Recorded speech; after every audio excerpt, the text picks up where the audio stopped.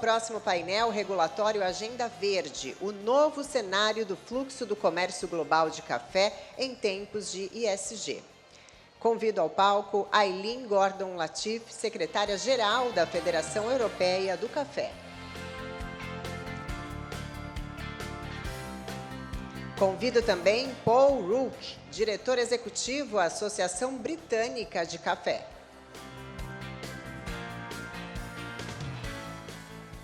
Michael von Luit, consultor internacional Cecafé. Yuri Feres, diretor nacional Rainforest Alliance. E para mediar este painel, convido Marcos Antônio Matos, CEO do Cecafé, Conselho dos Exportadores de Café do Brasil. Peço que todos coloquem os fones para ter acesso ao conteúdo do painel. Todos, uma satisfação estar com vocês, deixar sempre os agradecimentos aos organizadores deste evento que fizeram tudo isso com muita primazia, com muito primor. Gostaria de mencionar que esse painel com certeza está no tópico aí topo das agendas de todos países produtores, países importadores, os consumidores, pensando sempre no fluxo do comércio global de café em tempos de ESG. E aí nós temos diversos debates hoje em dia, várias regras, novas regras, e com certeza o tema central, e este é o tema central deste painel, é a regulação antidesmatamento da União Europeia. Eu queria aqui fazer alguns comentários preliminares. Nós vamos ter um QR Code para perguntas que serão respondidas mais ao final do painel. E por falar em QR Code, nós aqui com um tema muito relacionado a este painel, em frente a cada um de vocês, nas cadeiras, tem um QR Code e eu solicito que vocês acessem esse conteúdo produzido pelos nossos amigos do Cerrado Mineiro. Estou vendo aqui o Regis, fizeram com muito cuidado, porque mostra o compromisso do país com a preservação ambiental, num texto muito bem escrito, com imagens esclarecedoras. Então, aqui, Regis e Gustavo, temos que achar um jeito sempre de divulgar essa informação. Vocês vão ter acesso e vão poder, inclusive, ajudar a divulgar todos esses números que são contundentes sobre a nossa sustentabilidade.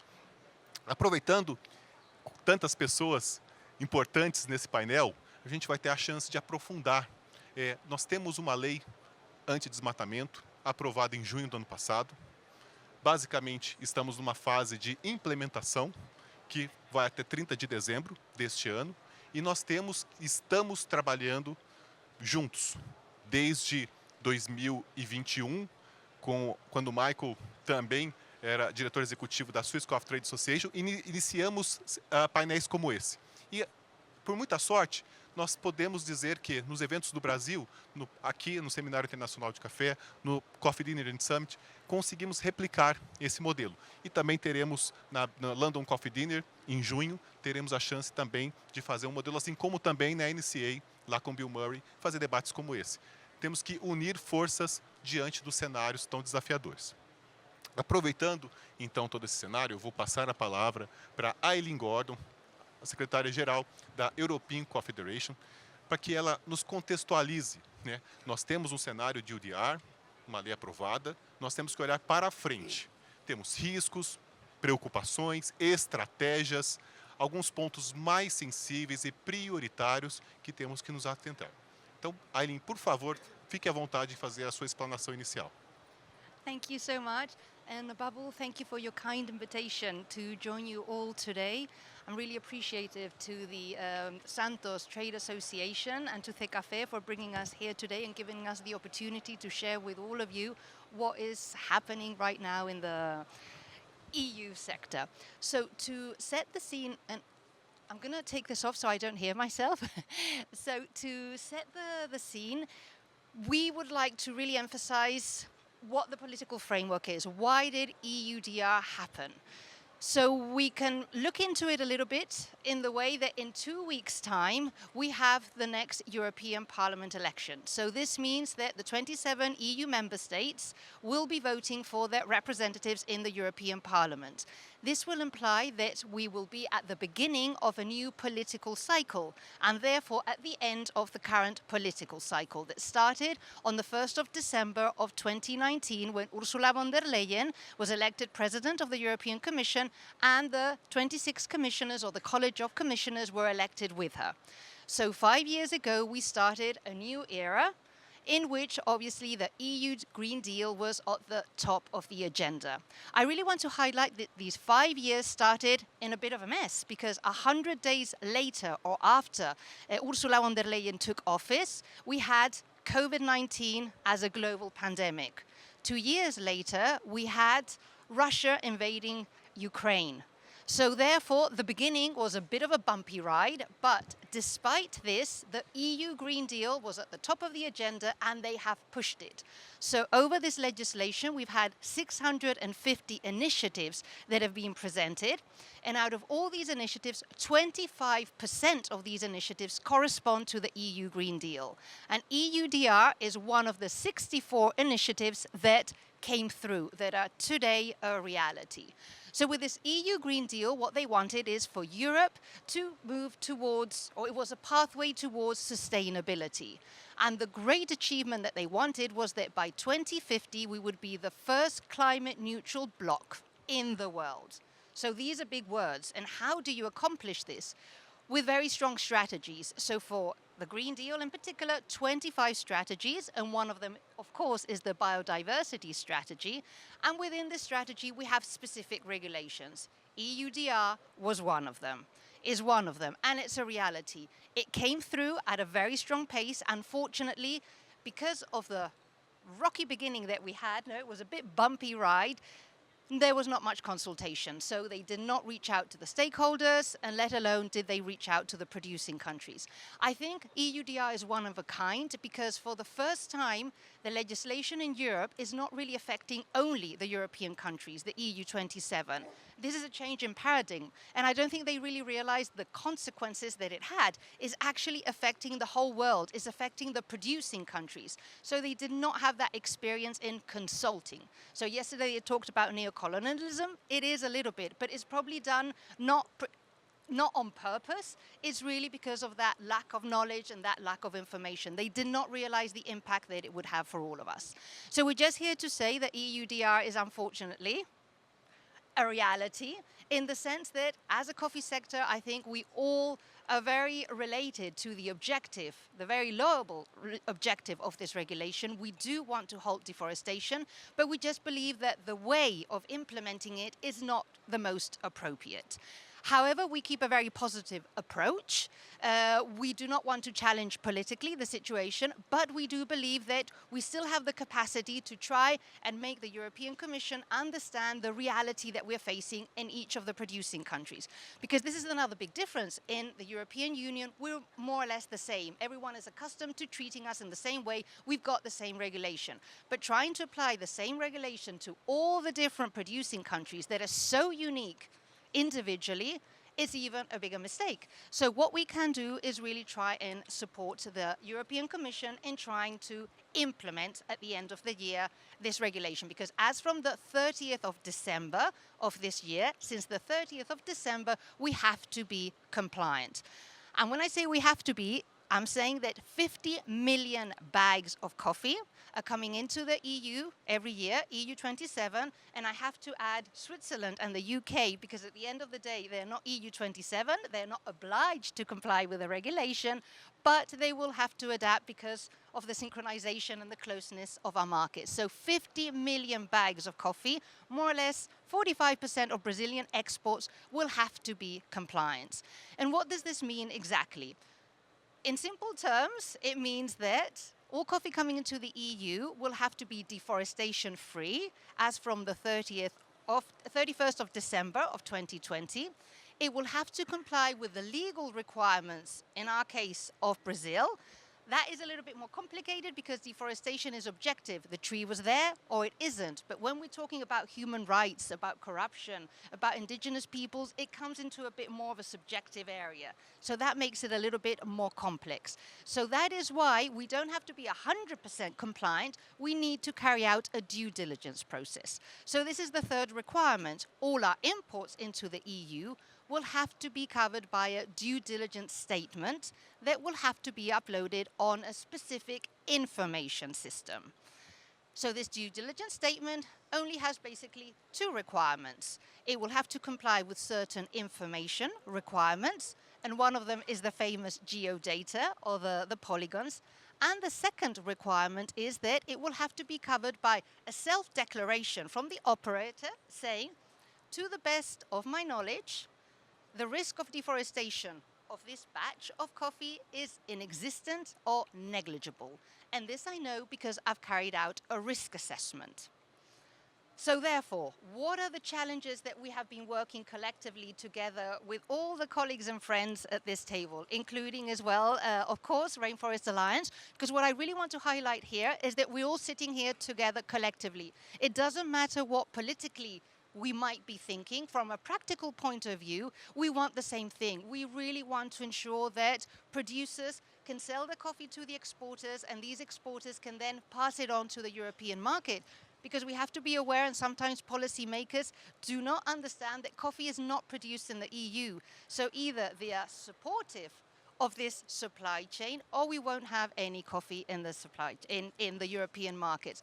So therefore, more than ever, we really feel part of a team, and we really want to appreciate Cecafé and all our friends here. I'm looking at Fabio as well, at GCP. We're all working fair trade, all working together to ensure the same objective. We need your coffee. We absolutely cannot live in the mornings without your coffee. Our day can't start without Brazilian coffee. In fact, that represents 35% of our coffee imports. And I have to highlight, you are the country that is most advanced. So if Brazil does not manage to import their coffee into the EU, or export in your case, we will not be having coffee in the mornings. So I would just briefly like to emphasize the key challenges, and then I'm really happy to pass it on. Key challenges that we have right now from a very practical perspective. We need the accuracy of the geodata. That is the beginning of absolutely everything. If we don't have accuracy as to where that coffee comes from, we will not be able to carry out a due diligence. So we believe that countries are in the best position to reinforce that geodata. So, at least as ECF, we are very comfortable if Cecafé, through Serasa, is saying this is the correct geo coordinate, we should accept it. But as we accept it, competent authorities should also be accepting it. So we have to try and introduce a mechanism that will allow that, for the competent authorities to also trust the source of that information. The second challenge that we have is the robustness of the due diligence process.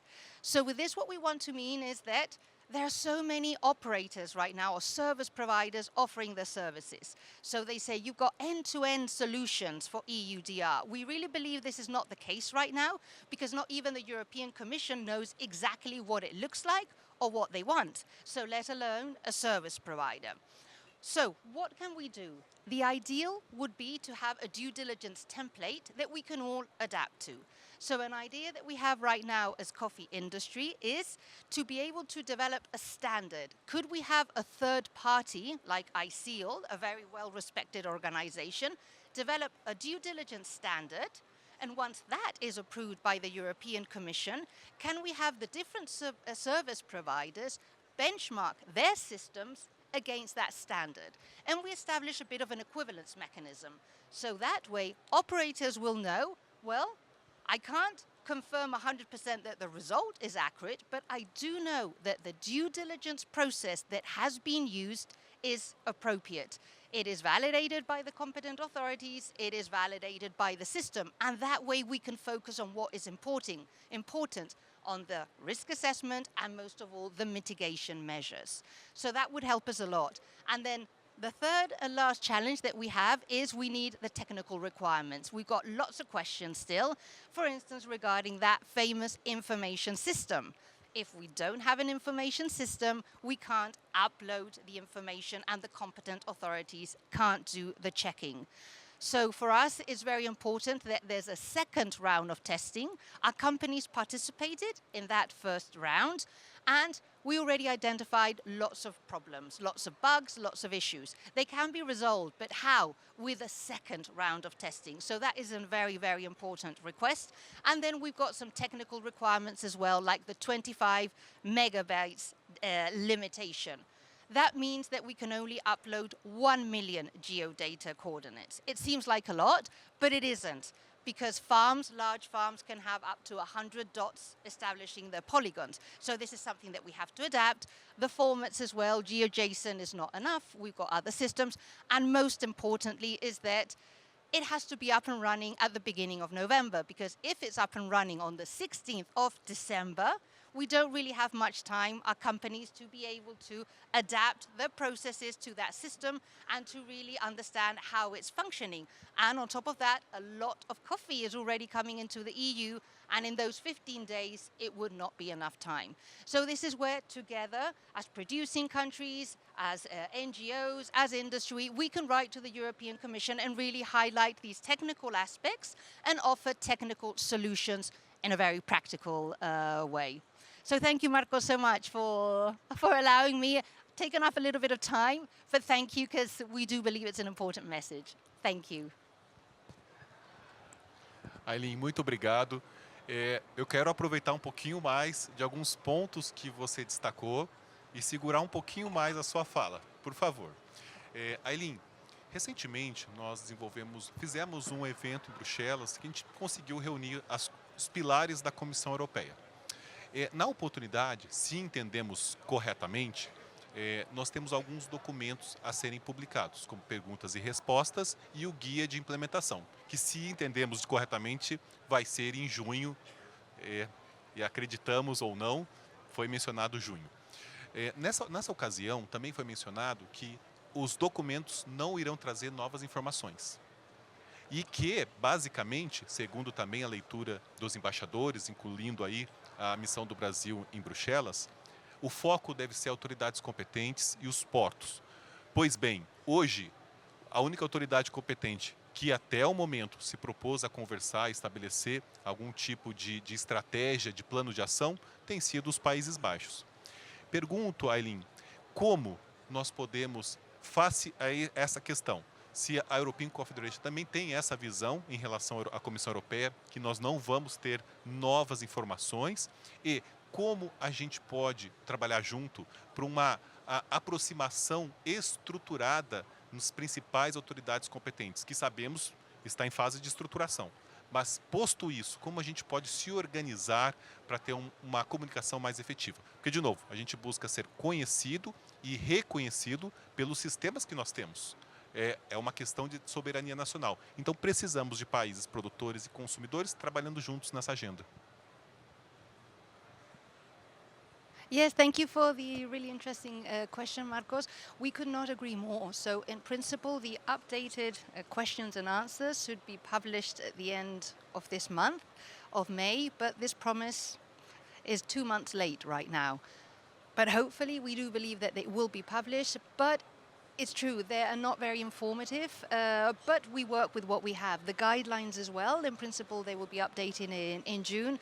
But you're very correct in emphasizing that it will be the competent authorities, the ones that will be implementing the regulation. So the European Commission proposed, but it will be the countries that will be implementing. Today, we are aware of 16 member states that have already appointed their competent authority, 11 to go, and this is something that they should have already done, because we really have to highlight it's a regulation. So because it's a regulation, this means that it should be applied in the same way in all member states. So in principle, the Spanish authorities could not take a leaner approach than the Dutch ones. So they really have to be coordinated. This is a responsibility of the European Commission to ensure this coordination. But as ECF, and especially through our national associations, the representatives in each of these member states, we are trying to convey the same message. So we have put together a manifesto and we are going to the different competent authorities with the same messaging. Please implement in the same way, because otherwise it will be a disaster. And this is where the support as well of the producing countries is important, because you can also go as the embassy of Brazil in Spain or in France. So you can also have this direct access and this communication. But I think that if we all go together, it will be most effective. So this joint letter that we can write doesn't only have to be addressed to the European Commission, it can absolutely be addressed to the competent authorities, and really emphasizing the signatures of the local organizations, the local rainforest, the local fair trade, the local national association, to make it more specific to the country. Eileen, muito obrigado. Então nós temos um bom encaminhamento pela frente. Conte com o Cecafé, como sempre, vamos estar apostos para essa agenda tão importante. Muito obrigado, Eileen. Eu vou fazer o segmento de acordo com os presentes. Então, na sequência, temos Paul Rook, diretor-executivo da British Coffee Association. Paul, a gente gostaria que você fizesse as suas considerações, o ponto de vista, né, da British Coffee Association em relação ao UDR, e como o Reino Unido está inserido nessa discussão, porque obviamente como bem próximo, parte da Europa, não parte da União Europeia, mas conectado comercialmente, e como vocês têm trabalhado nesse tema. Yeah, thank you very much, Marcos. And before I start, just a thank you to you and to everybody here. This is my first visit to Brazil. I've been very warmly welcomed and I'm very grateful for that, so I will certainly be back again before too long. Yes, the UK is certainly not in the EU, but it is still part of Europe. So we are not directly subject to a UDR, so that's great, isn't it? Well, we have our own approach to deforestation, and so just very briefly, I'll explain how legislation works in the UK. So we have a sort of a first tier, primary tier of legislation, which sets out what the government wants to achieve and some broad outlines as to how it might achieve it. And then we have a second set of more detailed regulations which go into the detail of how all of this will be achieved and what companies will actually need to do. So we have that first level already. It was brought in 2021. It has coffee within it. So coffee is one of the commodities that will be caught by the deforestation legislation. What we don't yet have is the secondary legislation. We were expecting it to be published literally within the next few days or weeks. But as some of you may know, yesterday, for some reason, our Prime Minister decided he was going to call an election. So that means everything now stops for probably 3 to 4 months. So that secondary legislation is unlikely to appear before probably October, maybe even longer if it's a different government, which the opinion polls suggest it will be. It could be a different set of priorities. We may not see it for some time. What we do know, however, is that coffee was not one of the commodities to be included in the first tranche of this secondary legislation. And we have been told by DEFRA that coffee would be added probably 2 years away from when the secondary legislation comes in. So for coffee, we are looking at perhaps having some legislation, some detailed legislation by 2026, but perhaps more likely now by 2027. What we do know is that the UK, unlike the EU, does not have this requirement for geolocation. It has, we believe from what we've seen so far, a more general requirement for due diligence based on more of a regional approach. So we don't have this demand for thousands and millions of data points to be submitted. So that, in a way, makes it a slightly easier approach.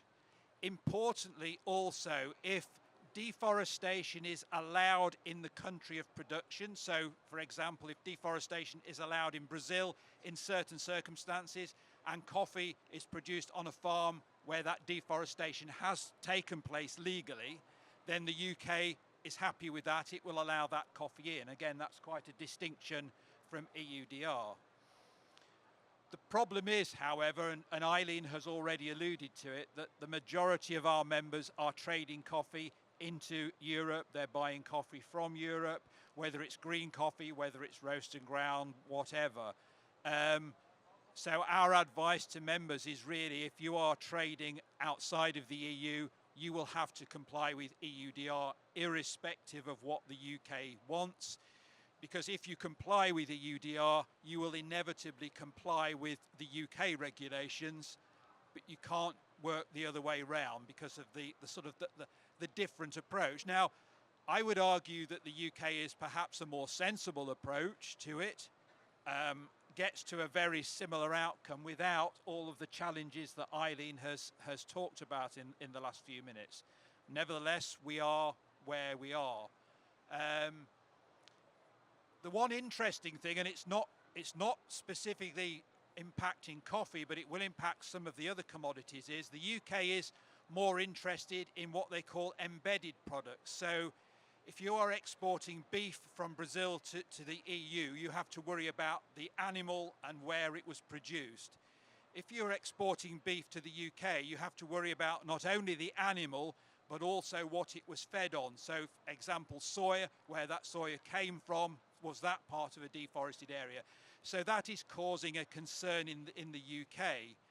And because we have an approach which is similar, that every part of the chain that buys something has to resubmit information, we're going to have a situation where companies that may not themselves be caught by the legislation because they are, let's say, a small importer, but they're selling to a bigger company and maybe one of our big retail companies. That retail company will say, well, we are caught by the legislation, therefore we need all of this information from you. So irrespective of what the law says, you have to do what it requires because we demand as your customer that we want that. So our industry, our overall industry organisation for food and drink, which we are a member of, is lobbying to try and remove this continual inputting of data over and over again, because in the similar way to EUDR, what we're doing is we're putting the same data into the system, we're regurgitating it, and there doesn't seem to be any real sense of why we're doing that. So I guess in summary, the UK, yes, we have a different system. Yes, it's a more sensible approach, but how relevant it's going to be for most of the coffee companies, and indeed for most of the companies in the UK dealing in any of the commodities, is very debatable, because I think EUDR will be really what we all need to comply with, unfortunately. The last thing I will say is, and we are still very confused about this, and Michael's successor at SCTA Switzerland has been talking about this as well. We are not yet clear whether any company that is not based in the EU will be allowed full access to the information system that the EU has developed. Now, other legislation in the EU says if you have what's called an EORI number, that's sufficient. And a lot of UK companies needed that because when we left Europe, we had to have that to sell products into Europe anyway.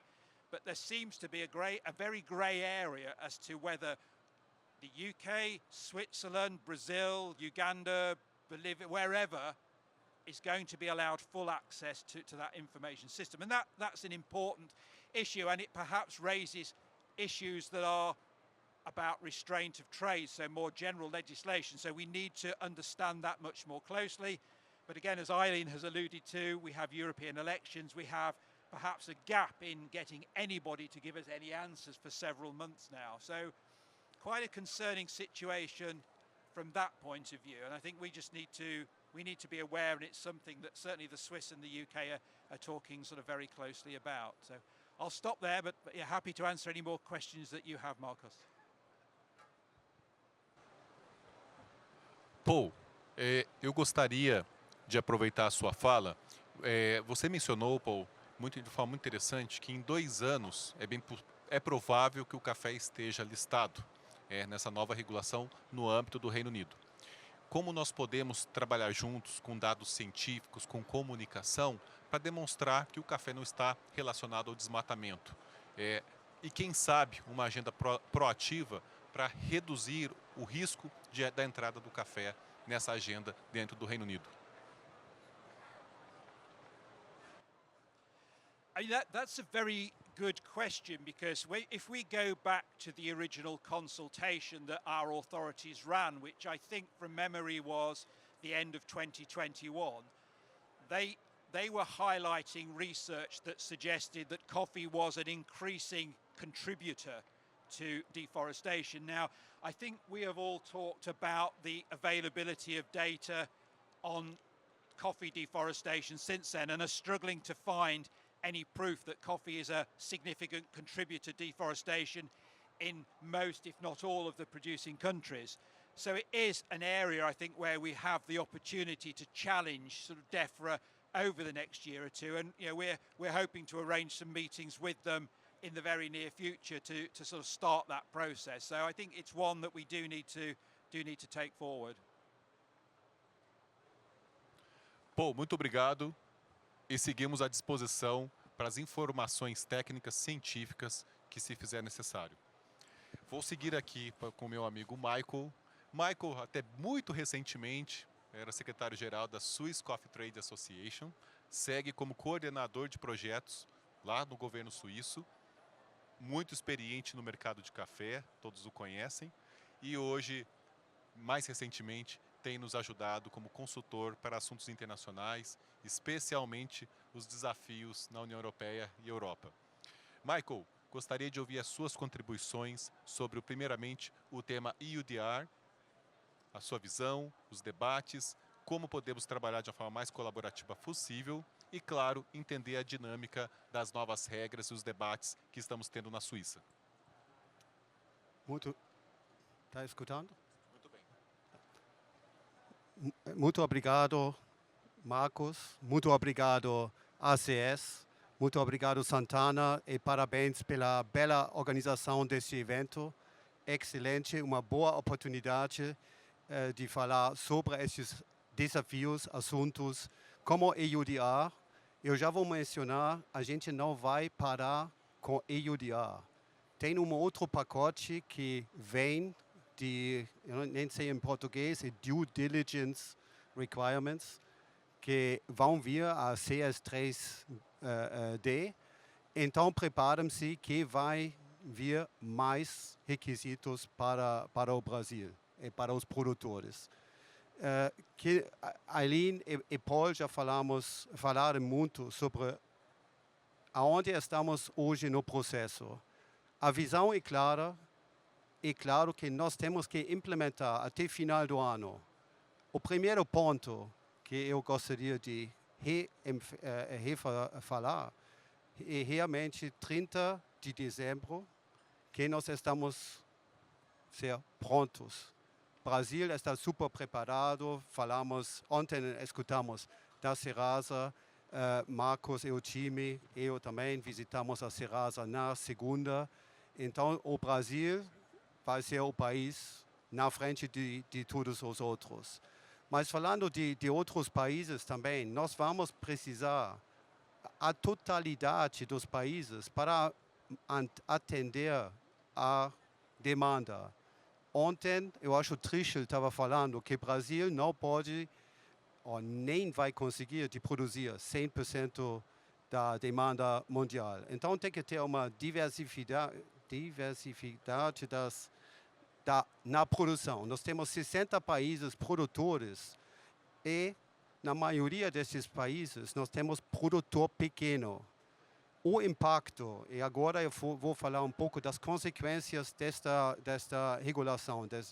Então, primeiro, vai impactar todos os países produtores. Não tem exceção, tinha alguns rumores que países menos desenvolvidos, com uma infraestrutura menos desenvolvida como o Brasil, vão ser excluídos. Não é verdade. Todo mundo joga nas mesmas regras. Que bom, aí a gente conhece as regras. o lado ruim vai ser a concentração nos países grandes, porque os torradores, os traders, vão nos países maiores, onde tem a infraestrutura, tem sistemas, tem exportadores, produtores que podem atingir esta legislação. Então, isso é claro. O Brasil, claramente, estamos no Brasil, é um ponto positivo para vocês de ganhar mais participação no mercado. Como eu falei antes, nós vamos precisar os outros países também, e o desafio é como os países, principalmente na África, alguns na Ásia também, América Central, vão seguir e vão se preparar para esta legislação. A maioria não é preparado até hoje. Em termos de outra consequência, nós falamos da concentração nos países produtores, nos maiores, Brasil na frente, tudo bem. Mas vai haver também uma consolidação da indústria e dos traders. Porque só a indústria grande que tem equipes grandes da sustentabilidade, tem recursos financeiros para investir nessa área, vai seguir com vai ficar em linha com esta legislação. A mesma coisa com os traders. Então, muita firma pequena, média, vai ter problemas ou vai ter que achar um outro meio de sobreviver neste mercado ou vai desaparecer. Então, é um desafio que eu chamo isso, são consequências não queridas no nível. Outra consequência desta legislação que nós criamos hoje um mercado de duas faixas. Nós falamos ontem do premium e quem vai pagar o premium. Vai ter que ter premium. E aqui eu vou falar do ponto de vista brasileiro. Pedem o premium para seus compradores.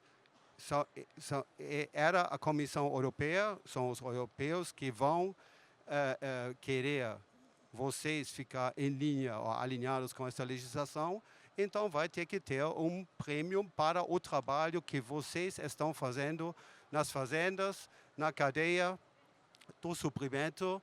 Então, por favor, pede um prêmio.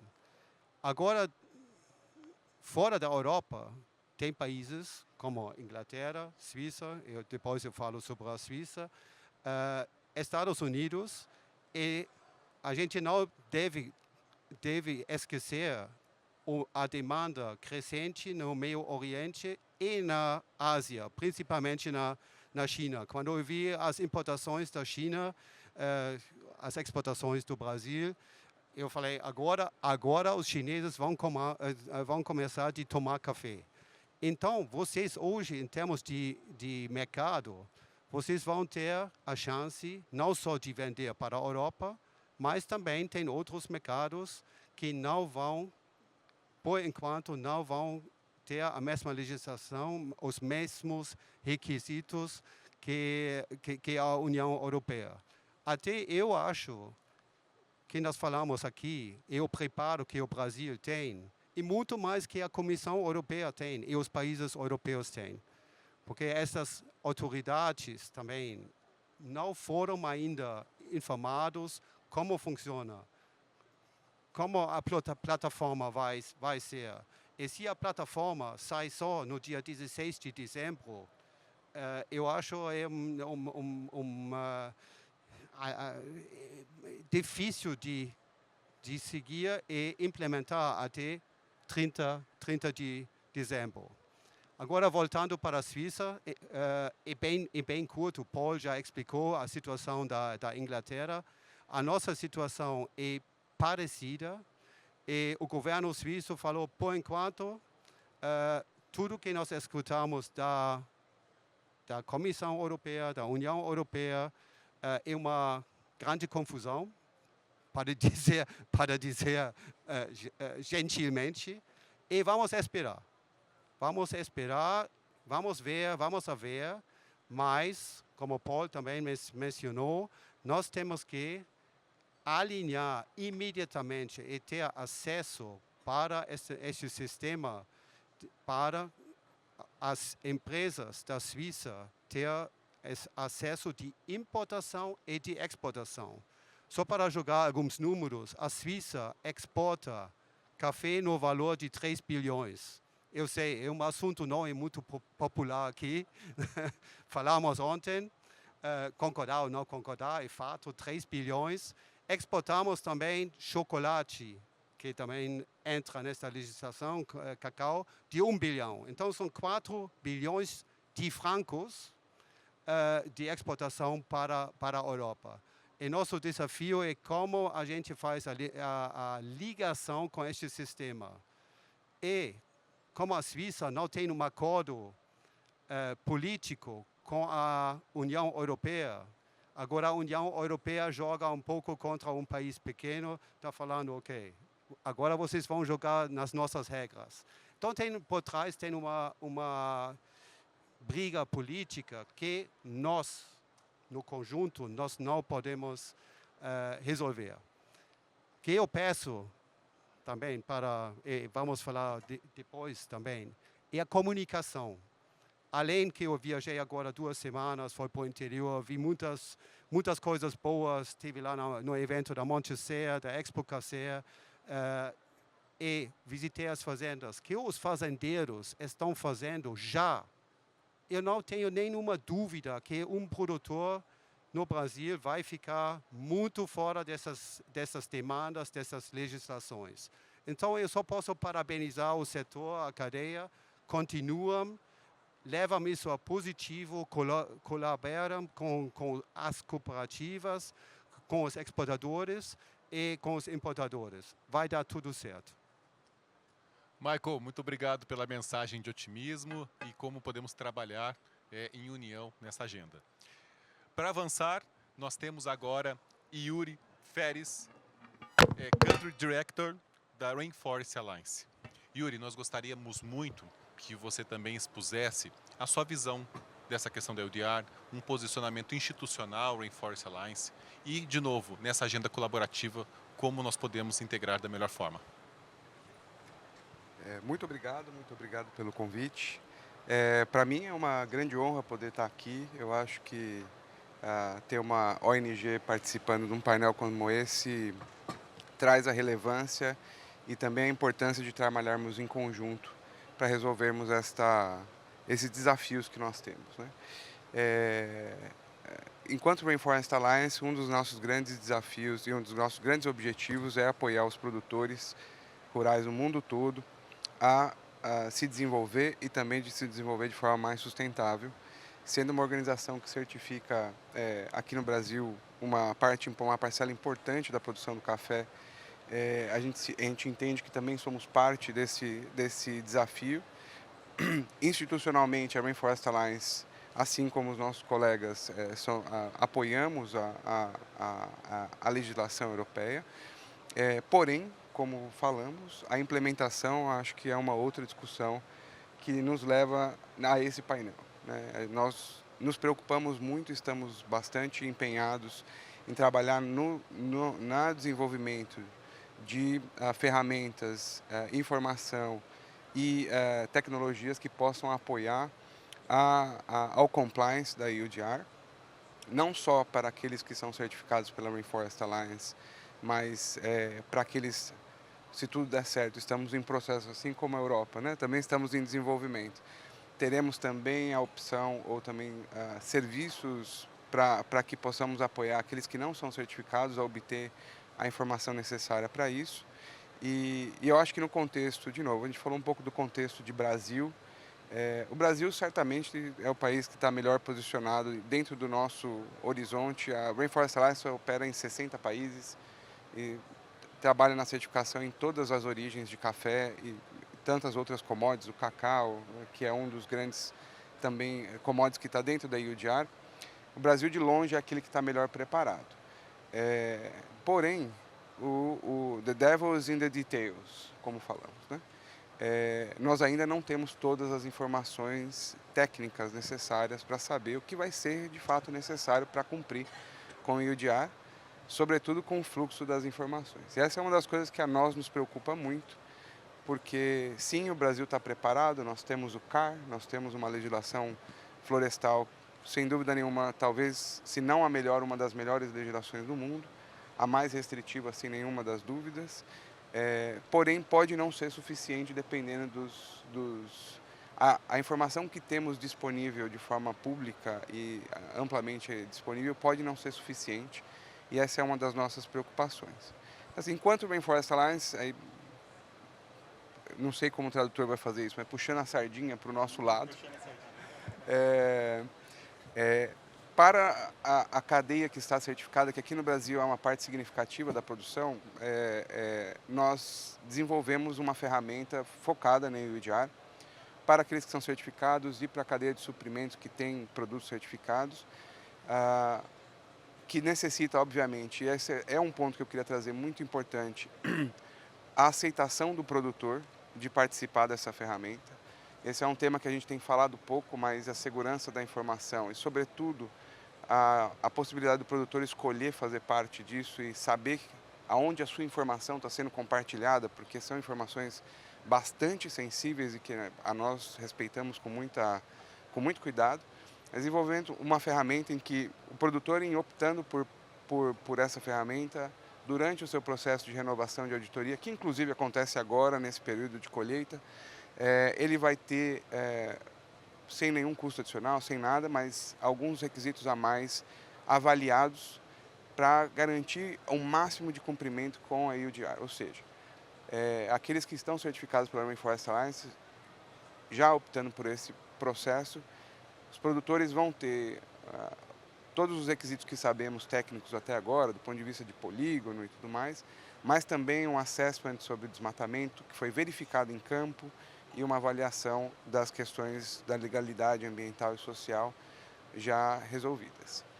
Obviamente, isso não resolve o nosso desafio, né? Isso é uma parte da cadeia. Como Rainforest, obviamente, a gente quer que essa ferramenta seja bem utilizada, mas também colaborando com ferramentas como a da Cecafé e com a da Serasa, porque acreditamos, de novo, o Brasil precisa estar preparado e nos preocupa muito mais, assim como a gente estava falando, as outras origens, né? A gente olha a África com o cacau, países, nem precisamos ir tão longe, a Colômbia, por exemplo, com baixíssima cobertura de polígonos de mapeamento georreferenciado. Certamente teremos uma disrupção do mercado, isso eu acho que não tem muita dúvida em relação a isso. E o claim, ou esse pedido para que trabalharmos juntos no sentido de promover ou estimular com que a Comissão Europeia nos adiante o mais rápido possível as informações detalhadas e de forma cooperativa entre todas as partes do setor, eu acho que é um dos caminhos que a gente precisa perseguir para garantir a implementação correta. A implementação, realmente, a gente não tem dúvida. Agora, como a gente vai fazer, a gente espera poder estar na colaboração com todas as entidades para fazer isso da forma mais adequada e mais rápida possível, para que a gente não perca o mercado e essa oportunidade que a gente tem, sobretudo o Brasil. Oi, Yuri, muito obrigado. Aliás, Yuri, acho que na sua fala a gente pensa em muitas coisas, pensando também em como trabalhar juntos. Por exemplo, né, nós sabemos que nós podemos avançar em vários pontos do monitoramento socioambiental. Então, olha que interessante. Nós temos um trabalho contínuo para a melhoria do CAR, do Cadastro Ambiental Rural. Estamos com um trabalho diretamente nos estados e também no federal para melhorias e modernização do SICAR. A time de experts do Serasa Experian também atua nessa agenda. Há um grupo de trabalho, né, trabalhando também na parte das notas fiscais mais linkadas ao CAR. Existe uma demanda nesse sentido e hoje no Cecafé, é claro que nós estamos com um grande plano envolvendo vários parceiros, trabalhando na melhor estratégia ainda para o georreferenciamento do Parque Cafeiro. Nós estamos pensando em cobrir todas as estratégias possíveis para minimizar riscos. Então, diante disso, eu acho que nós temos um encaminhamento de uma agenda interessante entre o Rainforest, os membros do Cecafé e, obviamente, o Cecafé podendo acompanhar seria de fundamental relevância. Queria ouvi-lo sobre isso. Eu acho que absolutamente. A Rainforest Alliance é uma ONG que está comprometida com a produção. A gente quer que a produção desenvolva de maneira sustentável. Essas soluções que o setor tem desenvolvido estão em linha com o que a gente acredita, tomando-se em conta todos os cuidados, sobretudo com o produtor. Eu acho que temos um caminho muito positivo de trabalhar junto, desenvolver. A legislação brasileira é excelente, enfim, a gente tem milhares de oportunidades de colaborar lá. E ainda mais, eu acho que esse a gente falou de maneira bem superficial aqui, mas como é que nós trazemos o pequeno produtor para essa agenda também? É muito razoavelmente fácil a gente resolver para a maior parte da nossa produção, que está concentrada em grandes produtores, super tecnificados, mas a gente tem que lembrar que nós temos um parque de pequenos produtores enorme que vão ser excluídos se a gente não trabalhar com eles, né? E eu acho que esse também é um caminho que a gente pode colaborar e trabalhar junto e trazer essa mensagem para o setor. Excelente, Yuri. E, inclusive, a importância de pensarmos sempre nos membros do Cecafé. Nós somos hoje 96% de todas as exportações de cafés do Brasil e nós temos as empresas nacionais, globais e cooperativas que hoje conseguem fazer com que o pequeno produtor siga investindo. Acho que se tem algo que diferencia o Brasil é o pequeno produtor ter acesso à tecnologia e seguir resiliente. Então nós temos todas essas estruturas, os protocolos de sustentabilidade, os vários elos da cadeia produtiva juntos. Então, sem dúvida nenhuma, nós temos mensagens muito relevantes. E para concluir esta rodada, nós temos algumas perguntas, né? E para as perguntas, vou só selecionar aqui alguns pontos de destaque que nós falamos. Rastreabilidade tem custo, é um ponto relevante. O sistema de TI da Europa, embora tenha demonstrado alguns avanços com a API, tem limitações. Nós queremos ser conhecidos e reconhecidos pela nossa sustentabilidade, que vai muito além da discussão de UDR. E temos um trabalho conjunto com autoridades competentes, portos e nos países que debatem as novas regras, como demonstrar com dados científicos a nossa sustentabilidade, portanto, argumentos para as flexibilizações e até a exclusão do nosso produto. Posto tudo isso, os participantes perguntam: o Brasil tem inúmeras regras sociais e ambientais. Nós podemos dizer que isso é uma punição ou um privilégio em tempos de UDR? Fiquem à vontade quem gostaria de fazer aí considerações para essa pergunta. Eu vou comentar porque eu acho muito curioso. Eu trabalhei 10 anos na Cargill, para quem não conhece, no setor da soja. E vim da soja e estou aqui no café agora. E esse é um comentário bastante comum que a gente ouviu. De certo modo, o Brasil acaba se autopunindo por ter uma legislação muito além, né, do que é o normal, talvez a mais restritiva. Dá para olhar por essa perspectiva. Mas não é a perspectiva que nós temos. Eu acho que o Brasil, se bem, eu acho que a comunicação é o tema da vez, né? Falamos ontem de comunicação, falamos hoje pela manhã, e eu acho que segue sendo talvez o ponto onde o Brasil precisa se desenvolver e precisa desenvolver de forma rápida, falar dos seus avanços. Entendam, para todo mundo que está aqui, quando a gente fala de legal compliance, de regulação, sempre parte do baseline, que é, bom, você tem que estar cumprindo a lei. Agora, cumprindo a lei, dependendo do país, significa 1 milhão de coisas diferentes. E o Brasil, sem dúvida nenhuma, está muito além do que a maior parte dos países. Não vejo isso como uma punição. Porque não fosse a nossa lei, nós não estaríamos preparados, apesar de toda essa confusão que está o EUDR, a gente não estaria tão preparado como estamos para qualquer coisa que venha. Porque, por pior que seja a legislação ou os detalhes que vão chegar, a maior parte da informação complexa que é necessária, o Brasil já tem. Já tem porque a legislação prevê. Então, eu acho que só queria deixar essa mensagem. Parece que é uma punição, mas não é não. Estamos muito melhor preparados do que outros países no mundo. E eu acho que o que falhamos de novo é de falar muito melhor sobre a nossa legislação e garantir que o mundo entenda que a gente está bem ali. E o café, lembrando que o café é só uma parte, dentre outras commodities que estão na EUDR, especificamente. Então, o café, baixíssimo risco de desmatamento, tem quase nenhuma expansão sobre floresta. Isso é claro, não precisa explicar para ninguém, que todo mundo sabe. Mas a gente está dentro de um pacote que traz outros riscos. Então, as outras commodities, sim, vão trazer o risco. Então, Se alguém tem expectativa de que a gente vai ser médio risco, o Brasil vai ser médio risco ou baixo risco dentro da EUDR, na minha opinião, a gente não precisa ter essa dúvida. Seremos de alto risco porque fazemos parte de um contexto, apesar do café não estar no mesmo patamar. Mas, tendo isso em conta, estamos muito bem preparados. E eu paro por aqui. Quem gostaria de complementar? Just a quick comment. I certainly don't see it as a punishment.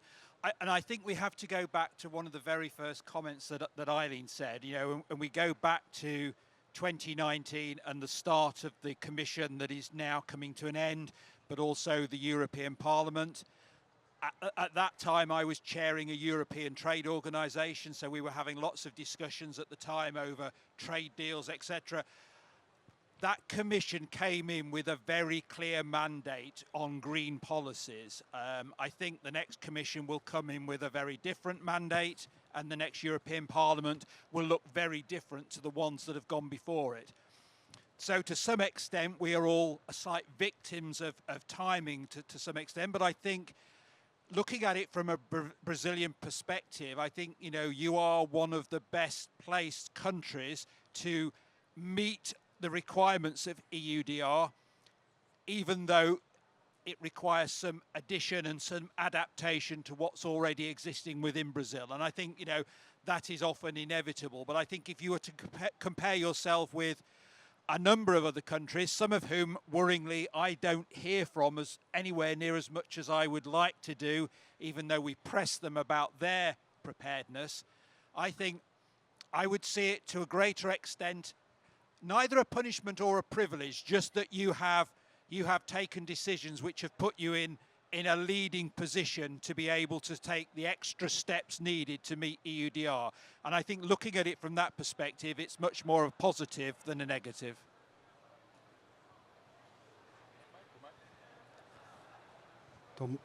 Do meu lado também, eu acho não é punição, é oportunidade para o Brasil. Nós temos que lembrar também que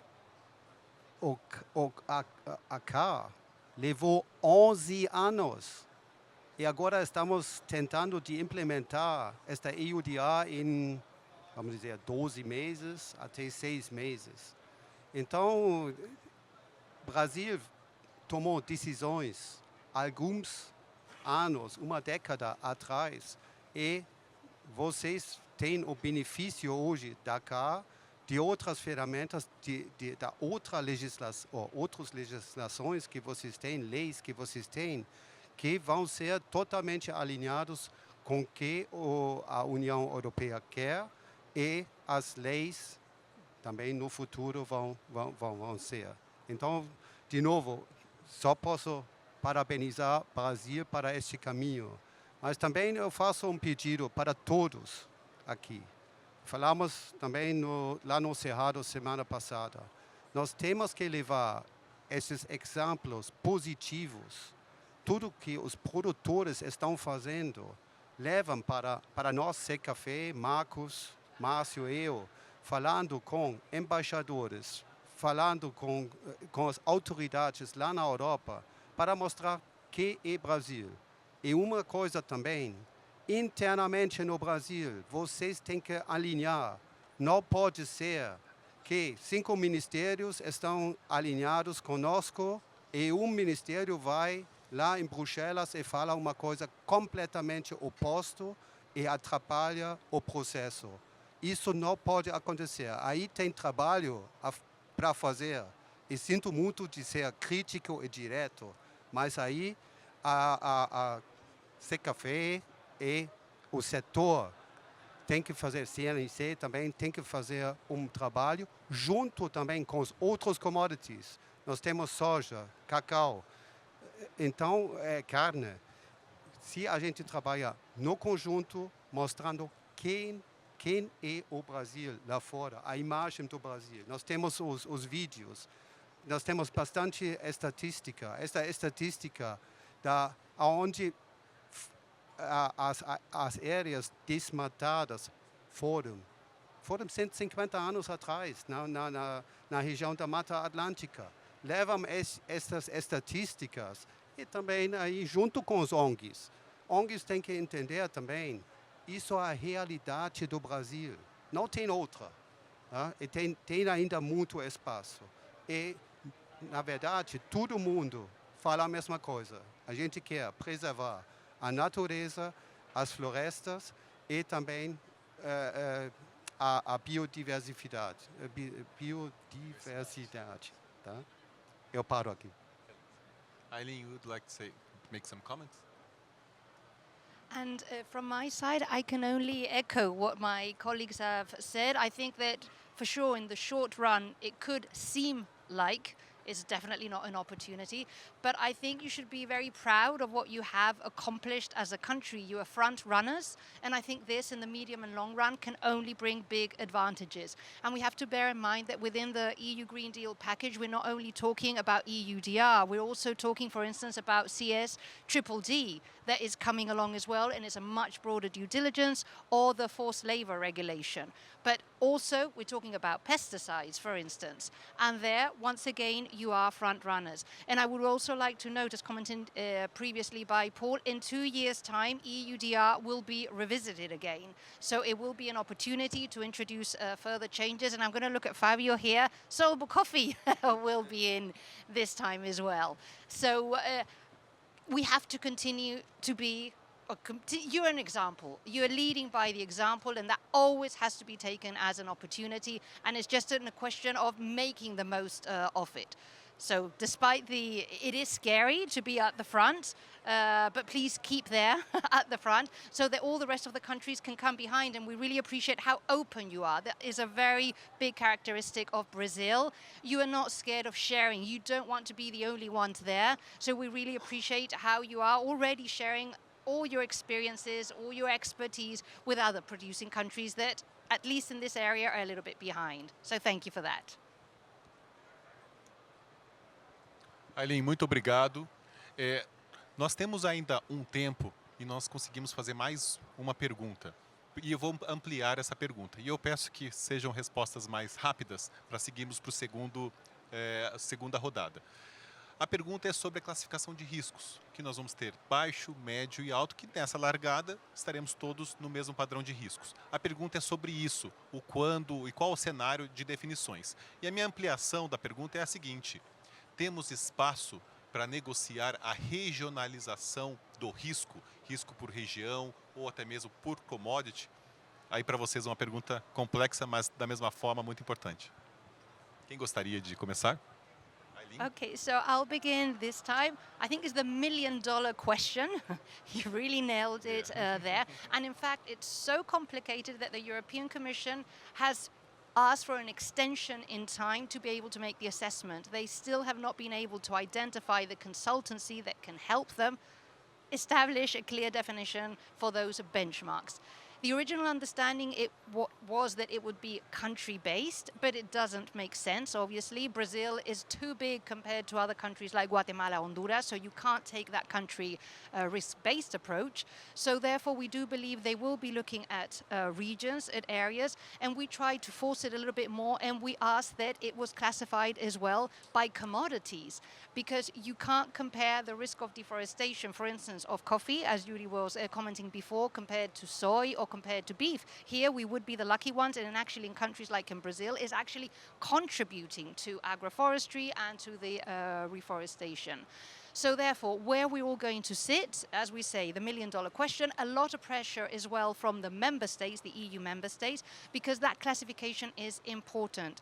Because despite it doesn't matter if you're low, medium, or high risk, you still will have to be sharing the information requirements, but you are not subject to the due diligence procedure. You would have like a simplified due diligence, and this is important because I think all the complexity, more than as we thought at the beginning in the geo coordinates, is really where it gets very ambiguous is in that due diligence statement, which you would not have to carry out.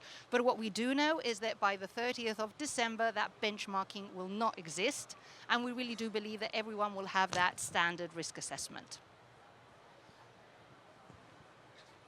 Eileen, muito obrigado. Michael. Só comentário rápido. A consequência para o Brasil desta falta da definição da Comissão Europeia é que o Brasil está junto e no mesmo par, a par, com todos os outros países. A nossa esperança, posso ser bem franco, a nossa esperança era, em outubro, que o Brasil sai bem na frente, como a Eileen explicou, as requisições são menores, as demandas menores para o Brasil, e a consequência que saiu em dezembro, a comissão simplesmente falou, não, nós não vamos fazer, então o Brasil voltou à posição zero. Então, só quis compartilhar isso, não é um desafio, mas é uma realidade. Podemos seguir para a segunda rodada? Algum outro comentário? Yuri, por favor. Só um comentário rápido para deixar bastante evidente. Se não houver a separação das commodities na avaliação de risco, pelo menos na nossa perspectiva, tem zero chance do Brasil ser médio ou baixo risco. Então, o Brasil vai ser classificado como alto risco se não houver separação por conta das outras commodities que estão envolvidas dentro da EUDR. Então, para a gente ter alguma esperança de que seja classificado como o café seja classificado como médio ou baixo risco, essa separação seria absolutamente necessária, senão não vejo um caminho diferente. Obrigado, Yuri. Inclusive, na vinda da Comissão Europeia para o Brasil, em reuniões em Brasília, pela DG Meio Ambiente, foi mencionado que o ideal seria análise de risco por região, porque numa região também pode ter mais de uma commodity. Então, por isso, não faria sentido falar só do café, mas regiões produtoras, e ali você poderia ter uma análise mais completa, simplificando e harmonizando essas diferenças regionais e de momentos diferentes do desenvolvimento. Então, esperamos que a gente possa, inclusive, ter uma agenda colaborativa nesse sentido, para que a gente possa fazer valer e trabalhar, né, nessa estratégia. Nós temos mais perguntas, contudo, como nós temos ainda mais uma rodada, os palestrantes vão seguir aqui no evento por mais algum tempo. A Eileen já tem voo hoje, voltará em segurança, mas, obviamente, outros estarão aqui e vocês podem fazer as perguntas diretamente. Na segunda rodada, é um tema também muito relevante que voltou, né, à tona, que é a questão do glifosato. Obviamente, caberá discussões de outros ativos. E a gente gostaria de fazer novamente uma pergunta para todos os painelistas, começando para a Eileen, vindo aqui até o Yuri, para entender, primeiramente, o cenário do glifosato na Europa. As discussões mais recentes, nós sabemos que todas as moléculas são aprovadas após avaliações de risco, da segurança humana, meio ambiente, eficácia agronômica, e ela é reavaliada de tempos em tempos. Tivemos a reavaliação do glifosato ano passado e hoje é aprovado para mais de 10 anos. Mas nós temos discussões de limite máximo de resíduo. Nós temos que trabalhar e entender os procedimentos dentro da União Europeia. Então, gostaria de entender esse cenário, começando pela Eileen Gordon. Por favor, Eileen. Thank you, Marcos. So in November this year, November 2023, there was a renewal of the use of glyphosate as an active substance. This was a great achievement at the time because if you recall, it wasn't any longer a scientific discussion. It really became a political discussion. So that renewal for 10 years was a great challenge at the time, but it was accomplished. In the EU, every time there's a renewal of the use of an active substance, it immediately triggers a revision of the maximum residue limits. So this is the process that will now start all over again. So in 2019, the European Food Safety Authority made a revision of those MRLs, and for glyphosate and coffee, unfortunately, they brought it down from, or they suggested to bring it down from 0.1 milligrams per kilo to 0.05 milligrams per kilo. The reason is actually quite illogical. What happened was when they do these risk assessments, they ask the member states to provide them with data. So therefore, the Spanish authorities provided them with coffee data. And this sounds quite surprising, but yes, in Spain, there's an island in the Canary Islands, in Gran Canaria, where there is a coffee garden, where they do grow coffee, but it's more like a theme park rather than obviously producing coffee. So the Spanish authorities submitted that information and they proudly said, in this farm, we do not use glyphosate.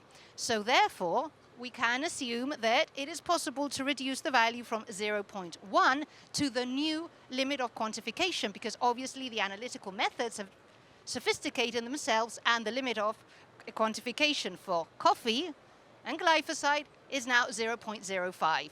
So therefore, in the risk assessment, it wasn't based on risk, it was just based on facts. We got a 0.05. So already back in 2019, as a European Coffee Federation, we have engaged very strongly to demonstrate and educate that, well, actually, that Spanish locality has got nothing to do with the coffee reality. In reality, you need to use a glyphosate for a series of reasons. And at the same time, we started to work with Cecafé, with Brazil, and with Bayer. And thanks to them, today we are already engaging in some processing trials and some residue trials. So the objective is to be able to request an import tolerant request for coffee. So that would mean that even if there are changes in the maximum residue limit, as we would have an import tolerance request, that one would prevail.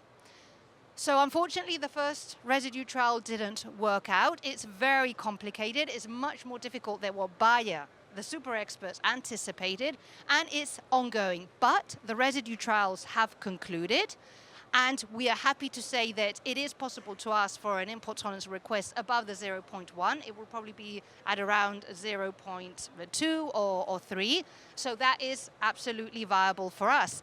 But it's a bit of a paradox, because here in Brazil, you can produce coffee with a maximum limit of 1 milligram per kilogram, and we've already got a limit in the EU for 0.1. So really, once again, congratulations, because you are achieving to produce with a 1 maximum limit and import into the EU with a 0.1. But coming back down to the real business, what we are trying to achieve is through EFSA to ensure that that MRL is at least set at the 0.1, because we do understand that that is a manageable figure. And in parallel, we are working with the import tolerance request to get a higher figure if this is possible, because there are big changes. Today, we've got a huge database with about 40,000 data entries, and it is showcasing that approximately 30% or more of the coffee coming into the EU is above that potential 0.05 milligrams per kilogram. So we really need to maintain that level, understanding that it's a very low limit. We've carried out our own processing studies, and what we are demonstrating is that the transfer rate from that green coffee into the roasted coffee, is actually reduced by up to 50%. And then there's a further reduction into the brew because of the dilution factor. So from that original glyphosate level to the cup, we've got an 82% reduction based on that 0.1 milligrams per kilogram. So there is absolutely no risk whatsoever related to the presence of glyphosate in coffee. And this is the message based on science that we are conveying to the authorities. Eileen, muito obrigado. Considerando esse cenário que você expôs de dados concretos e tudo isso, toda a parte geopolítica que tem acontecido na Europa, o mundo numa geopolítica complexa, uma pergunta de $1 milhão, né? O que você acha, ou como tende a ser uma discussão hoje de LMR e a probabilidade de se falar em redução? Você acha que é possível que isso aconteça? É uma probabilidade muito baixa?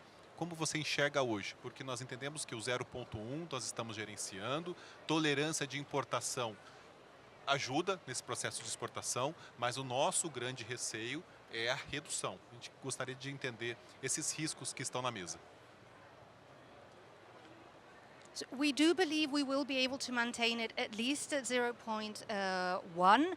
The reason is we already started discussing with EFSA back in 2019. They acknowledged us, and they actually were the ones to recommend that we requested an import tolerance request. Now the European Commission, a couple of weeks ago, has requested a reassessment from EFSA. So today they're already assessing to produce a new reasoned opinion that would be published in January next year. So we've still got 6 months to be able to give evidence-based information and hopefully to maintain that situation. So our hopes are high, and we really do believe that with all the work that's been carried out, we will be able to maintain at least that threshold of 0.1. Muito obrigado, Eileen. Paul, por favor. Yeah, I mean, I will just say that glyphosate has probably been one of the most emotive subjects when you talk about pesticides in the European Union for probably 20 odd years. I think when it was approved for 5 years in 2017, it was at the height of that emotion. And I spoke to some officials in the Commission at the time about some of the abuse that they were getting on a daily basis, which was quite shocking. So I think we have moved away a little bit from that, and I think, you know, for that and other reasons, I would suspect that we will not see the 0.05 and we'll stick with where we are. And excuse me. But if you compare it and look at it from a consumer exposure point of view, and Eileen's just talked about the dilution and the reduction in terms of roasting, you compare it to other products that we consume on a daily basis, the coffee MRL is well below those. So there's a degree of illogical thinking right at the start as to why it was even at 0.1. I think from a UK perspective, we go through the same process in the next year or so, because when we left the EU, all of the registrations were automatically extended for a period of time. So glyphosate now runs out at the end of 2025. So we have to go through that process again. The only area of concern that I would have comes back to the point of what is it going to cost for the manufacturers, and they will be led by Bayer, even though it's now off patent. What's the cost to the manufacturers of getting the product re-registered versus the benefit that they get from the marketplace in say the UK, where they're having to make a specific registration request? And that's not specific to glyphosate, it's across all of the pesticides. So it's not a concern from a safety point of view in the UK. I think our biggest concern is whether the marketplace will make it a sensible commercial decision for an application to be made. And if they don't, then obviously we do revert to the limit of quantification or limit of detection, which is 0.01. So I think it's a remote chance, but I think, you know, we are probably seeing the last round of registrations of glyphosate as a product, partly for that cost reason, but I guess also partly it is fairly old chemistry, and companies are looking at moving on and producing products which are probably a next generation and have other benefits. So I think those are the concerns that we have at the moment, probably more around economic than around anything else for the registration. So just one to bear in mind. Obrigado, Paul. Michael, por favor. Obrigado, Marcos. Nós temos que reconhecer também que a produção do Brasil e do Vietnã, produtor número número 2, depende do glifosato.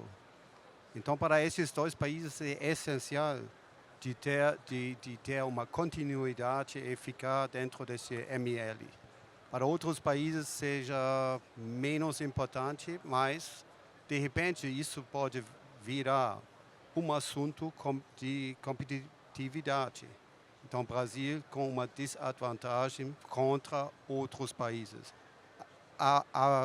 Tem que acompanhar e, por outro lado, também o Brasil já está muito avançado na área de bioinsumos. Escutamos ontem, hoje também Singenta. Então, este caminho tem que seguir e vai fortalecer a agricultura no Brasil, não só no café, em todas as culturas. Muito bom, Michael. Inclusive, um comentário rápido, uma pesquisa feita pela McKinsey, publicada bem recentemente. O Brasil é o número 1 em adoção de bioinsumos, biofertilizantes, controle biológico, colocando todo no contexto, né, desses bioinsumos. O Brasil se destaca hoje no mundo. Muito obrigado pelo seu comentário. Yuri, por favor. Bom, obrigado. Nós, como Rainforest Alliance, não temos uma opinião formada em relação especificamente ao ponto 1 ou ponto 5 em relação a isso, mas sim sobre o uso do glifosato. Dentro das nossas especificações, das nossas normas, o glifosato, por exemplo, ele é permitido dentro de condições extremas e cuidados especiais, mas ele é permitido justamente porque a gente entende que o produto é importante e precisa ser usado para a produção. mas que vai além. A nossa preocupação hoje, inclusive, é a discussão, talvez um pouco sem sentido em alguns casos, em que a gente proíbe o glifosato e permite outros produtos que podem trazer malefícios para a saúde humana que são ainda piores. Tem alguns exemplos que a gente tem nos preocupado bastante. Então, só deixo aí, para nós é importante essa discussão, a redução, o Brasil, de novo, está liderando esse assunto e nós, enquanto Rainforest Alliance, nossa agenda para daqui a 2030 justamente é a implementação de práticas regenerativas e da adoção de bioinsumos e da redução dos defensivos. Então, esse é um caminho que eu acho que não tem volta também. Mas no caso específico do glifosato, acho que é importante ressaltar que essa discussão às vezes se esquece de que tem outros produtos que às vezes a gente libera um e a gente acaba liberando outros que são ainda piores, ou viabilizando outros produtos que são piores para a saúde humana do que aqueles que já estão em prática e são conhecidos. Bom, muito obrigado pelas considerações nessa segunda rodada. Nós estamos monitorando esse assunto, nós temos o prazer de informar que o Cecafé e os seus membros, já estamos no 5º ano de monitoramento multiresíduos.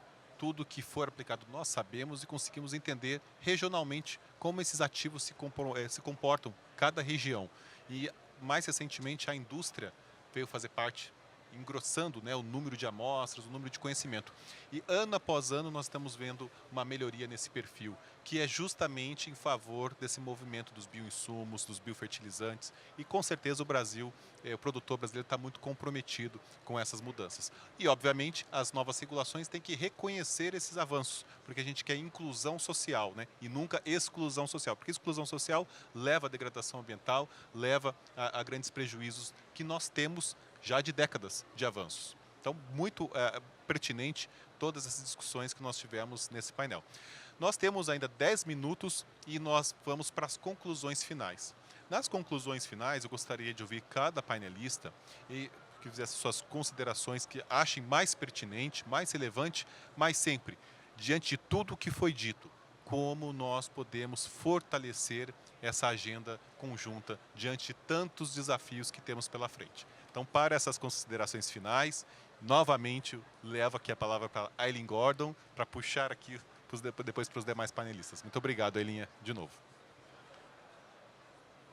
Thank you. I can only encourage that we continue doing what we are doing right now, continue to talk to one another and to really embrace common messages. We've got here the Vanusia from the ICO with whom we've been working collaboratively a lot. And we thank you for your support because I think you're in a very strong position to be able to move forward the coffee sector representing the consuming and the producing countries. So we've got industry, European industry, the UK, the Swiss representative as well of the industry. So therefore, if we can't manage it, no one can. So I really do believe that this is a collective effort.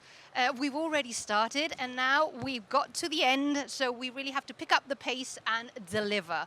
Deliver for the benefit of the coffee producers, because I think we're all here today trying to ensure the best for them, because they're the beginning of absolutely everything. If we do not have those coffee producers, once again, we don't have coffee in the EU. So we wouldn't even exist. Most of our positions here would not exist without them. They're the ones that every day are getting up early in the morning and are taking care of those coffee cherries so we can drink it. So we all play, I think, an important role, and I can only continue to encourage that communication, that collaboration, that at least as ECF it started about 6 or 7 years ago, so we can just continue with that. And as a concrete action, because I think it's always good to have something actionable that we can really relate to, a letter. I think it would be great if we can write something practical, very pragmatic, just referring to the concrete challenges, offer proposals as well as a solution, because I don't think we should expect right now that the European Commission knows it all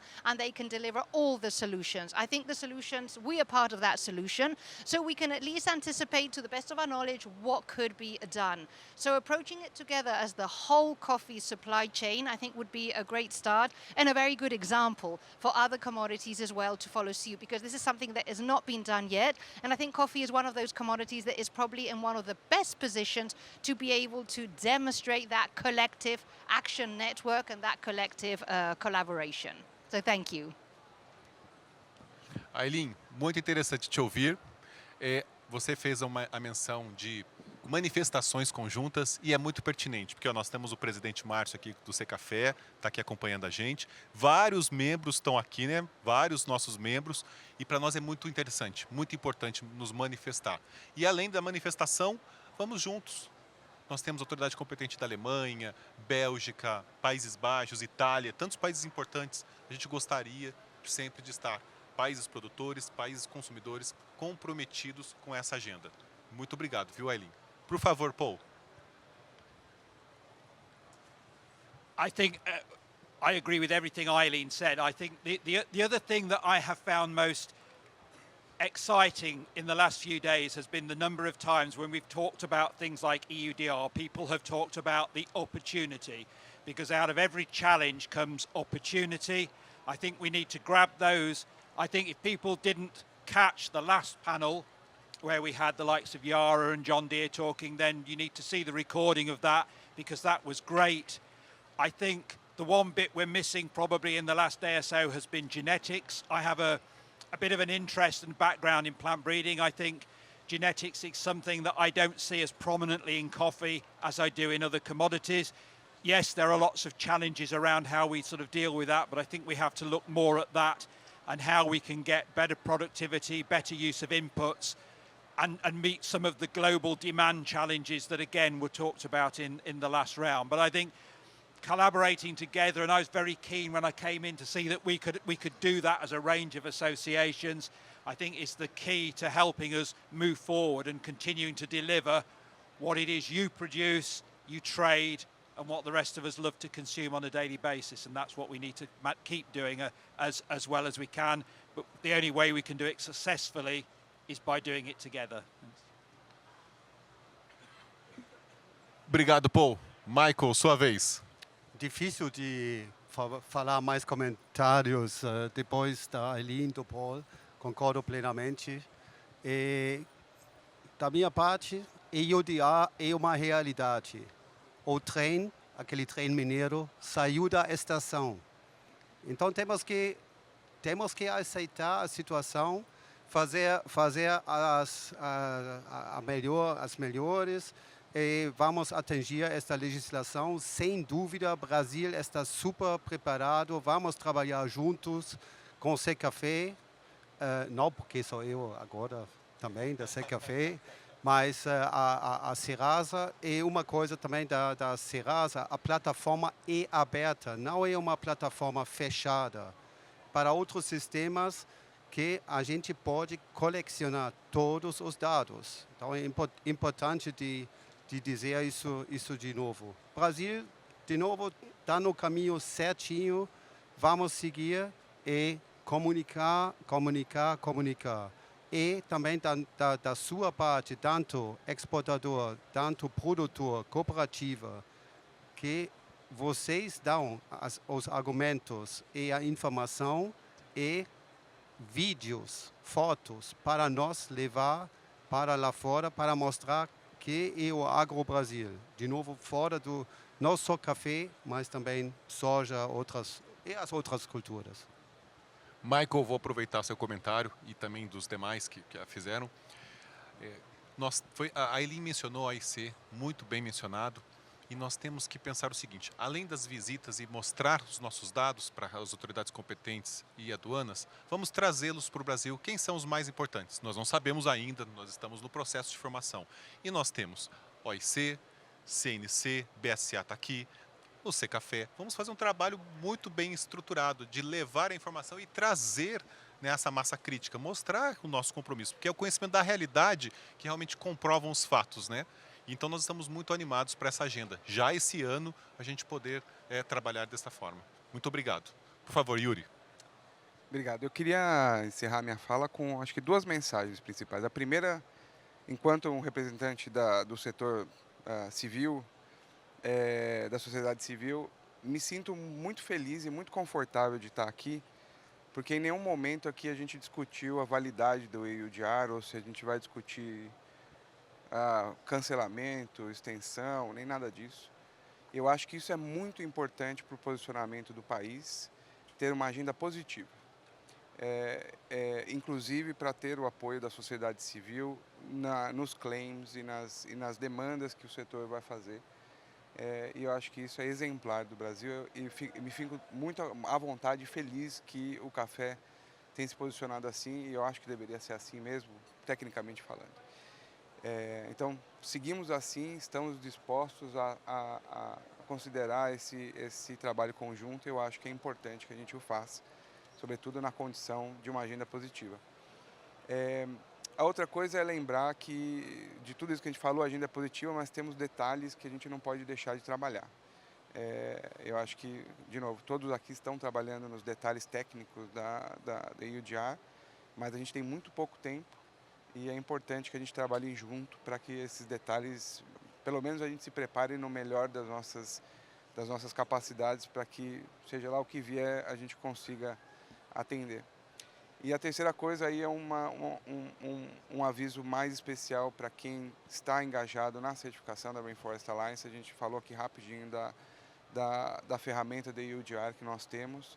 Se você é produtor ou se você tem interesse que os produtores que trabalham na sua cadeia tenham suas avaliações auditadas e verificadas para a EUDR, é muito importante pedir que eles entrem na ferramenta e optem pelo compartilhamento das informações e os dados deles antes da auditoria. E isso é importante porque eu acho que esse é um diferencial que, para quem trabalha com Rainforest, terá que os dados para a EUDR vão ser avaliados e auditados. Então, vai ser um grau de confiança um pouco mais alto do que as informações que estão públicas, enfim, que podem ter mais erros. Então, são os 3 avisos. Puxei a minha sardinha aqui, fiz a nossa propaganda. Mas eu estou muito feliz, muito obrigado por nos convidar e muito obrigado por participar aqui. Oi, Yuri, muito obrigado também, ótimas considerações. E quando eu mencionei as entidades, né, estou vendo aqui o Fábio da ABIX, sempre parceiro, a ABIC também da mesma forma, e os centros de comércio que estão todos aqui, Minas, Vitória. Então a gente tem uma governança e uma amizade muito forte na cadeia. E eu tenho orgulho de dizer que a gente foi pontual, 000, cumprimos 1h30 de painel, time flies, mas com certeza nós tivemos um debate muito rico aqui nesse momento e só agradecer essa plateia, tantos parceiros do café unidos, preservando o modelo de negócio dos nossos associados, valorizando o produto do cafeicultor. Assim nós cumprimos os requisitos da EUDR e elevamos a régua da sustentabilidade no mundo. Muito obrigado a todos.